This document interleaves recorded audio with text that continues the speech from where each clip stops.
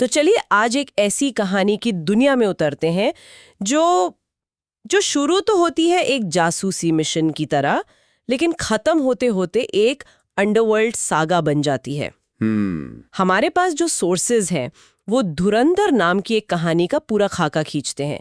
ये कहानी है एक भारतीय एजेंट की जिसे पाकिस्तान के सबसे खतरनाक शहर कराची के दिल में भेजा जाता है। और मिशन है दुश्मन के घर में घुसकर उसके आतंकी नेटवर्क को तबाह करना। बिल्कुल। और इस मिशन की जो नींव है वो रखी गई है एक सोच से। साल 1999 का कंधार विमान अपहरण, हाँ। और फिर 2001 में भारतीय संसद पर हमला। हाँ। इन घटनाओं के बाद इंटेलिजेंस ब्यूरो के डायरेक्टर अजय सान्याल, उनको ये महसूस होता है कि शांति बनाए रखने की जो कोशिशें हैं वो एक तरह से नाकाम हो रही हैं। मतलब अब बचाव का नहीं, हमला करने का वक्त आ गया है। बिल्कुल यही। और इसी सोच से जन्म होता है एक ऐसे खुफिया ऑपरेशन का जिसकी कोई कागजी कार्रवाई नहीं है, कोई नियम नहीं है, और नाम है ऑपरेशन धुरंधर।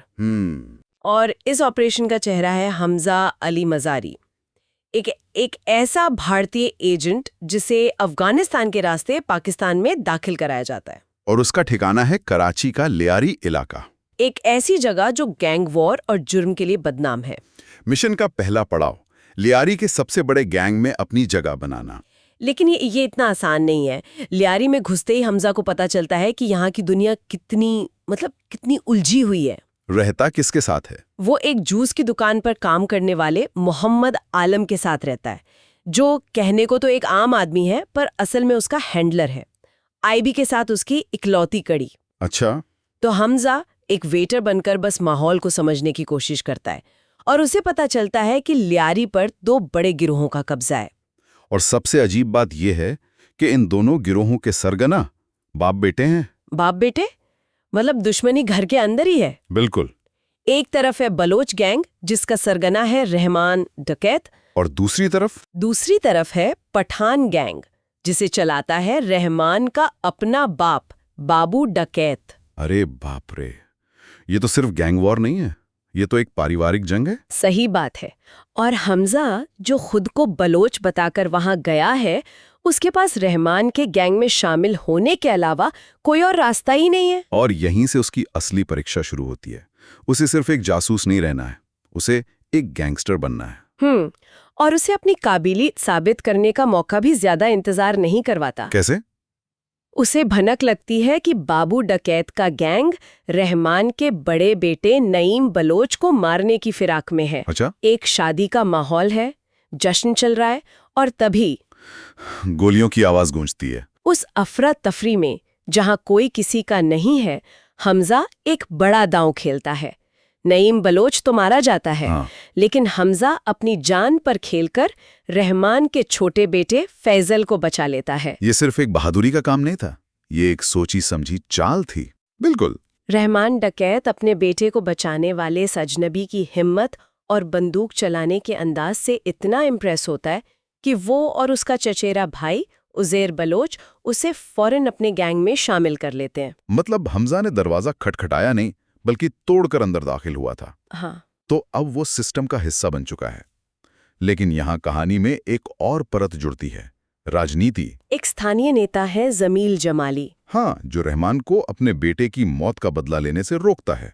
उसे डर है कि अगर शहर में गैंग वॉर छिड़ गई तो आने वाले चुनाव पर असर पड़ेगा। और यहीं पर हमजा सिर्फ एक प्यादा नहीं रहता, वो खुद शतरंज की चालें चलने लगता है। वो देखता है कि रहमान गुस्से में तो है, लेकिन नेता के दबाव में चुप बैठा है। हमजा समझ जाता है कि शांति से उसे कुछ नहीं मिलेगा। उसे गैंग में ऊपर उठने के लिए खून खराबा चाहिए। बिल्कुल। वो रहमान के कान भरता है, उसके ज़मीर को ललकारता है और उसे बदले के लिए उकसाता है। ये एक जासूस के लिए कितना खतरनाक दांव है। वो तो शांति भंग कर रहा है, जबकि उसे सिर्फ जानकारी जुटानी चाहिए थी। बहुत बड़ा दांव। और यहीं पर उसकी ट्रेनिंग और उसकी असलियत के बीच का फर्क नजर आता है।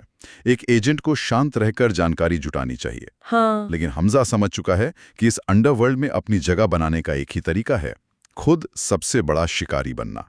वो सिस्टम को तोड़ने के लिए सिस्टम का सबसे खतरनाक हिस्सा बन रहा है। और उसकी ये चाल कामयाब होती है? होती है। रहमान जमाली की बात को नजरअंदाज करके अपने बाप के गैंग पर हमला बोल देता है। और इसके बाद जो होता है वो लियारी का इतिहास बदल देता है। रहमान के आदमी बाबू डकैत के गैंग का सफाया कर देते हैं। और रहमान वो खुद अपने बाप को एक वजन तोलने वाले पत्थर से कुचलकर मार डालता है। ये सिर्फ एक कत्ल नहीं था, ये एक तरह की ताजपोशी थी जो खून से लिखी गई थी।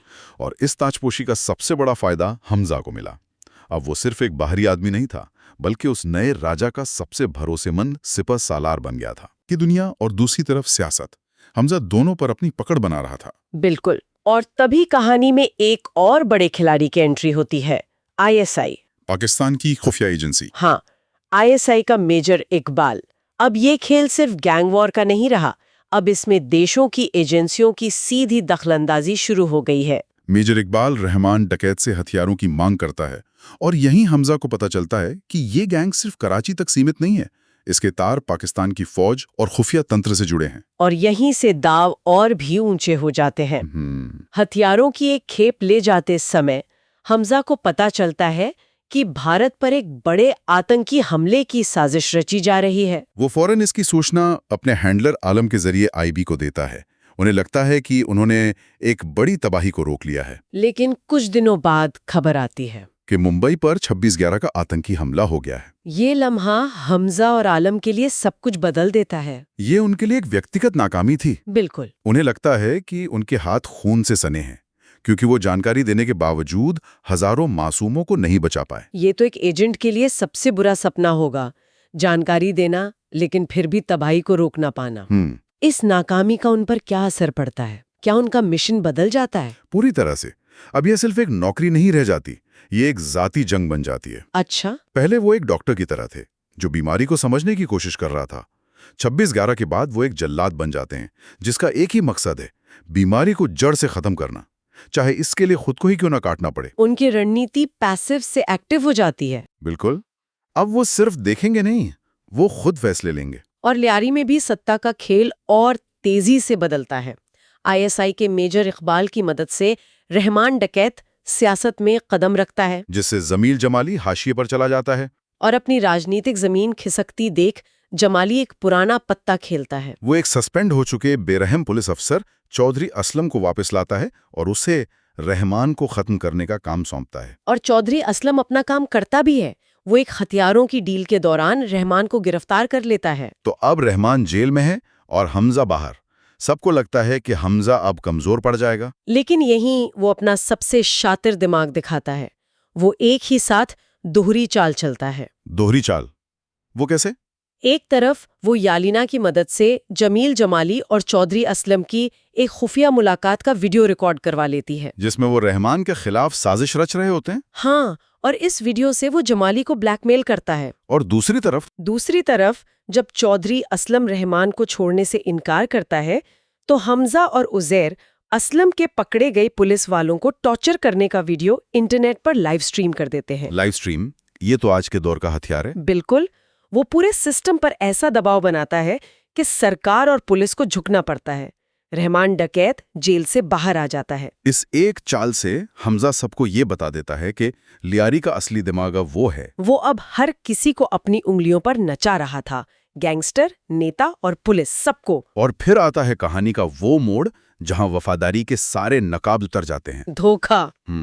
हमजा जमील जमाली के पास एक गुप्त सौदा लेकर जाता है। वो कहता है कि वो यालिना से शादी करेगा और लियारी का नया बादशाह बनेगा, और बदले में जमाली को उसका खोया हुआ राजनीतिक दबदबा वापस दिलाएगा। लेकिन इस सौदे की एक कीमत थी, और वो कीमत थी रहमान डकैत की जान। सोचिए, हमजा अब उस नेता और उस पुलिस वाले के साथ मिलकर साजिश रच रहा था जिनसे वो अब तक लड़ रहा था। और ये साजिश उस आदमी के खिलाफ थी जिसने उसे अपने गैंग में जगह दी, उस पर भरोसा किया। मतलब इससे बड़ा धोखा और क्या हो सकता था। और इस धोखे को अंजाम देने के लिए वो अपनी और यालिना की शादी का दिन चुनता है। हाँ, क्योंकि उस दिन किसी को भी उस पर शक नहीं होगा।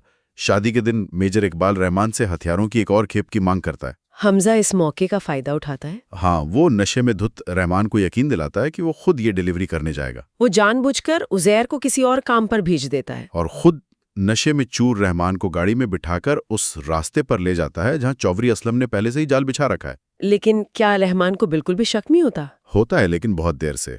रास्ते में उसे एहसास हो जाता है कि कुछ गड़बड़ है। और फिर गाड़ी के अंदर ही दोनों के बीच एक भयानक लड़ाई होती है। गाड़ी बेकाबू होकर पलट जाती है। उस हादसे में हमजा किसी तरह बच निकलता है। रहमान के 2 आदमियों को मार डालता है और फिर चौधरी असलम की टीम के हवाले घायल रहमान को कर देता है। सही। तो रहमान की कहानी अस्पताल में खत्म हो जाती है। लियारी का राजा मर चुका था और उसकी जगह एक नया राजा ले चुका था, हमजा। उसने उस आदमी को खत्म कर दिया था जिसका भरोसा जीतकर वो इस मुकाम तक पहुंचा था। और यहीं पर कहानी का सबसे बड़ा राज खुलता है, एक ऐसा राज जो पूरी कहानी को एक नए नजरिए से देखने पर मजबूर कर देता है। हमें पता चलता है कि हमजा अली मज़ारी उसका असली नाम है ही नहीं। तो फिर वो कौन है? उसका असली नाम है जसकीरत सिंह रांगी। जसकीरत सिंह रांगी? हाँ, वो कोई जासूस नहीं बल्कि मौत की सजा पाया एक भारतीय कैदी था जिसे अजय सान्याल ने खास तौर पर इस खुदकुश मिशन के लिए चुना था। एक ऐसा आदमी जिसका कोई रिकॉर्ड नहीं था, जिसके मरने पर कोई सवाल नहीं उठाता, एक सच्चा धुरंधर। तो रहमान को मारना मिशन का अंत नहीं था। नहीं, वो तो बस शुरुआत थी। जसकीरत का असली मिशन अब सामने आता है। रहमान को रास्ते से हटाकर उसने लियारी के अंडरवर्ल्ड पर अपनी सत्ता स्थापित कर ली है। लेकिन उसका असली निशाना कोई गैंगस्टर नहीं है। नहीं, उसका निशाना है पाकिस्तान के कई आतंकी हमलों का मास्टरमाइंड, एक ऐसा शख्स जिसे सिर्फ बड़े साहब के नाम से जाना जाता है। तो लियारी का बादशाह बनना उस बड़े साहब तक पहुंचने की पहली सीढ़ी थी। बिल्कुल।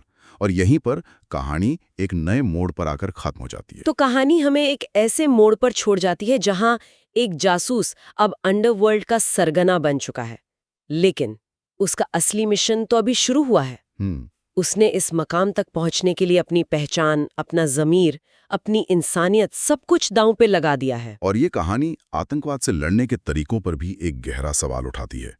कोई देश अपनी सुरक्षा के लिए किस हद तक जा सकता है, और उस रास्ते पर चलने वाला एक इंसान उसकी क्या कीमत चुकाता है। हाँ, ये कहानी एक गैंगस्टर ड्रामा से शुरू होकर एक हाई स्टेक जासूसी थ्रिलर में बदल जाती है, जहां सही और गलत के बीच की रेखा पूरी तरह से धुंधली हो चुकी है। और अंत में एक सवाल सबके सोचने के लिए, कहानी का नायक जसकीरत सिंह रांगी उसी सिस्टम के शिखर पर पहुंच गया है जिसे तबाह करने के लिए उसे भेजा गया था। सोचने वाली बात यह है कि जब आप राक्षसों से लड़ने के लिए खुद एक राक्षस बन जाते हैं, तो क्या आपके अंदर का इंसान जिंदा बचता है या फिर वो नकाब ही आपका असली चेहरा बन जाता है?